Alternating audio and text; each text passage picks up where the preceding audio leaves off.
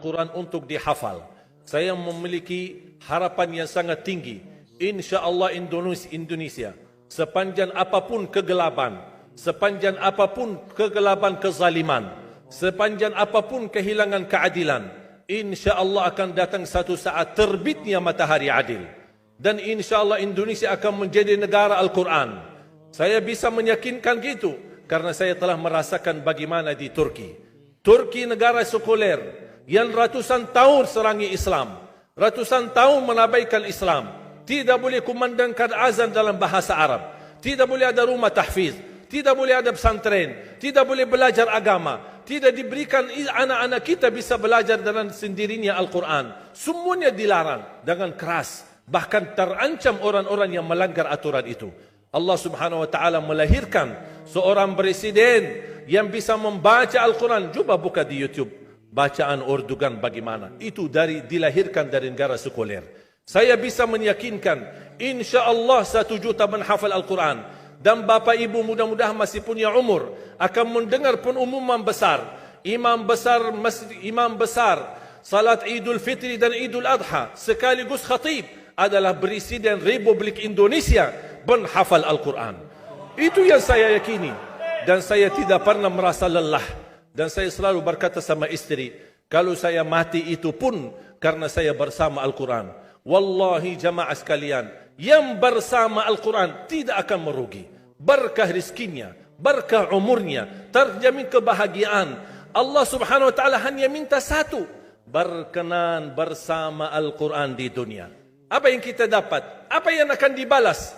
Akan Al-Quran temani kita di dunia, akan temani kita saat sakratul maut, akan temani kita di kuburan membela kita, akan menemani kita saat kita dibangkit oleh Allah, akan menemani kita saat hisab, akan menemani kita saat berjalan di atas sirat yang sangat tipis dan panjang, bahkan tajam jalanannya. Begitu sampai ke surga, apakah Al-Quran melepas? Tidak akan melepas. Al-Quran masih berkenan, padahal kita hanya cuma sekali berteman sama Al-Quran di dunia. Dia begitu luar biasa panjangnya bertemanan sama kita sampai ke surga. Bahkan akan temani kita masuk surga. Sebagaimana bersabda Rasulullah SAW, yuqalu liqari'il Quran, ahlul Quran di dunia yang kesibukannya baca, kesibukannya hafal, tidak membuangkan waktu sia-sia, selalu bersama Al-Quran. Allah suruh dia, bacalah dalam surgamu, naik derajatmu. Baca, naik lagi. Tambah lagi baca, naik lagi. Sampai di posisi mana pun anda berhenti baca, disitulah posisimu di dalam surga. Bagaimana kata Siti Aisyah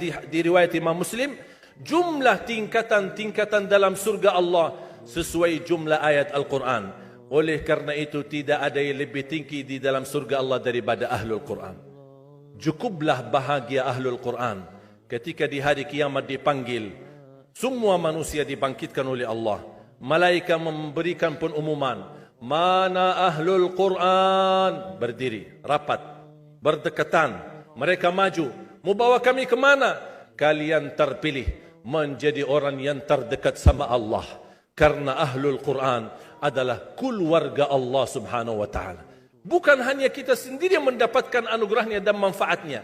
Semua keluarga kita, termasuk orang tua kita dan orang yang ada di sekitar kita. Makanya jemaah sekalian, kalau anda gagal penghafal Al-Quran, anakmu pun gagal penghafal Al-Quran, jangan sisahkan walaupun saham menjadi saksi baik di hadapan Allah. Ya Allah, saya belum hafal, anakku gagal penghafal Quran, tapi insya Allah hartaku, usahaku, pikiranku, tenagaku bisa terus memperjuangkan Al-Quran. Apa saja, ya Allah, insya Allah menjadi saksi baik. Dan nanti di hari kiamat, insya Allah kita bersama Ahlul Quran mendapatkan syafaatnya Al-Quran di hari kiamat.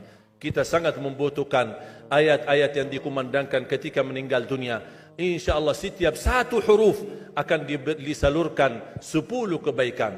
Mudah-mudahan semua yang hadir diberikan kemuliaan dan keanugerah dari Allah menjadi Ahlul Quran, penghafal Al-Quran, penghayati Al-Quran, para pencinta Al-Quran, berakhlak-akhlakul Quran. Ya Allah, aku mohon atas izinmu ya Allah, kami bersama-sama bertemu di masjid ini. Berilah kepada kami kemuliaan bersama-sama bersama Ahlul Quran di dalam surgamu ya Allah, ya Dzal Jalal wal Ikram, ya Arhamar Rahimin, ya Arhamar Rahimin. Anugerahlah kepada kami anak dan keturunan penghafal Al-Quran, anak dan cucu penghafal Al-Quran yang mampu menjaga nama baik keluarga kami, yang mampu membanggakan kami di hadapan-Mu hari kiamat, yang mampu menhadiahkan mahkota untuk kedua orang tua kami. Birahmatika ya Arhamar Rahimin. Ya Allah, maafkan kalau kami tidak berhasil menjadi penghafal Al-Quran. Tapi ya Allah, kami kurbankan nyawa kami, harta kami, usia kami, tenaga kami, pemikiran kami, ilmu kami untuk Al-Quran, agar Indonesia ke depan menjadi negara Al-Quran, agar Indonesia menjadi contoh terbaik untuk mata dunia, agar bisa kita melahirkan. Karena saya meyakinkan ya Allah, dan kami semua meyakinkan, terjamin masa depan Indonesia baldatun tayyibatun wa rabbun ghafur kalau selalu bersama Al-Quran. Ighfir lana wa liwalidina wa li jami'il muslimina wal muslimat wal mu'minina wal mu'minat al ahya'i minhum wal amwat. Rabbana atina fid dunya hasanah wa fil akhirati hasanah wa qina adzaban nar. Wa sallallahu ala sayyidina wa nabiyyina Muhammad wa ala alihi wa sahbihi wa baraka wa sallam. Walhamdulillahi rabbil alamin. Subhanakallahumma wa bihamdik, ashhadu an la ilaha illa ant, astaghfiruka wa atubu ilaik.